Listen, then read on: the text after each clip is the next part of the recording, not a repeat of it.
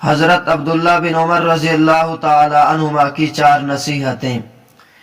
ایک سائل نے کسی مسئلہ میں حضرت عبداللہ بن عمر رضی اللہ تعالی عنہما کو خط لکھا تو آپ رضی اللہ تعالی عنہ نے اس کے جواب میں فرمایا، انک کتبت تسألنی عن العلم فالعلم اکبر من ان اکتب به الیک ولكن ان استطعت ان تلقى الله كاف اللسان عن اعراض المسلمين خفيف الظهر من دمائهم خميص البطن من اموالهم لازما لجماعتهم فافعل، کہ محترم آپ نے مجھے علم کے بارے میں خط لکھا ہے، مگر علم اتنی بڑی چیز ہے کہ میں اس کی تشریح نہیں کر سکتا، لیکن میرے پیارے میں تمہیں 4 باتوں کی نصیحت کرتا ہوں۔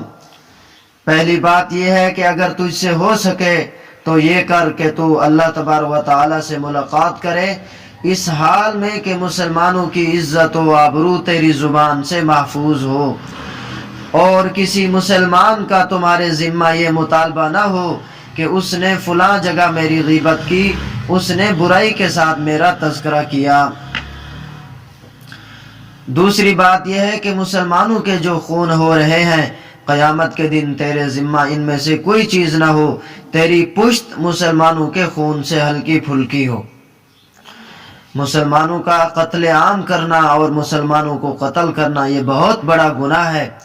قرآن مجید میں ہے، جس نے ایک جان کو قتل کیا فَكَأَنَّمَا قَتَلَ النَّاسَ جَمِيعًا، گویا کہ اس نے سارے انسانوں کو قتل کر دیا۔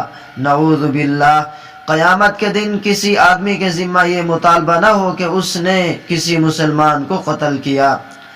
تیسری بات یہ ہے کہ مسلمانوں کے مالوں سے تیرا پیٹ بھوکا ہو، یعنی کسی مسلمان کا مال تیرے پیٹ میں نہ جائے، یعنی ناجائز طور پر تیرے پیٹ میں نہ جائے۔